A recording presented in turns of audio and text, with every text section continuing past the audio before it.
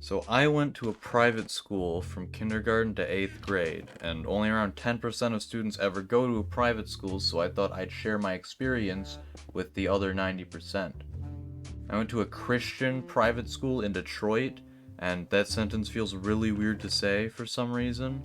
But my parents enrolled me in the school mostly due to a lack of options. The school they originally wanted me in shut down right before I was old enough, and their other two choices were the private one or another public school that, according to them, had a poor reputation. And with them being religious, they decided to just bite the bullet and pay for private school. Now, this school was small. Like, the first year I was there, the number of students was around 300 or 400, and that's about an eighth of the number of students that were at my high school, which was public, and the population decreased every year, ever so slowly. The last year I was there was about 100 students throughout 9 grades, and my class only had 10 people in it. Anyways, let's talk about some stereotypes and see if they're real or not. Now, is the stereotype about rich kids in private schools true? Not really, at least in my case. I mean, there were a couple, like your average spoiled rich kids, but most, myself included, were just from average income households. I mean, if you look up a Detroit suburb house, that's what most of us lived in. I looked this up before recording it, and like, for a second I thought, is that my street? No, that's not. I have no idea where that is, but all those houses look exactly like mine, and it's weird. Another stereotype is that, private schools are full of, like, the big smart kids. Now, this one is, and from my experience, kind of true, but it's not because the kids are just better than everyone else. It's more so because the school teaches, like, more advanced stuff earlier. Like, my first year of high school, I got straight A's, and it wasn't because I studied. I can count on my hands how many times I actually studied for a test. I got straight A's because I already knew everything they were teaching. So, I was just kind of bored for a whole year. That was fun. Now, school uniforms. When you think of private school uniforms, you probably think of like a dress shirt and a tie with like a fancy jacket with the school logo on it.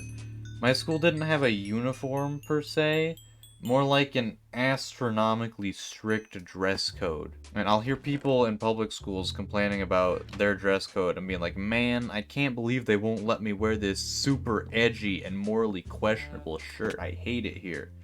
And I'm like, bro, listen to what I had to deal with for 8 years. And when it comes to shirts at my school, the only type you're allowed to wear is a polo shirt. It's your only option.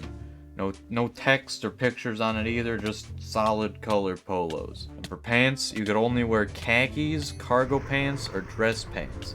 And I don't know why, but dress pants are weirdly comfortable compared to like a dress shirt.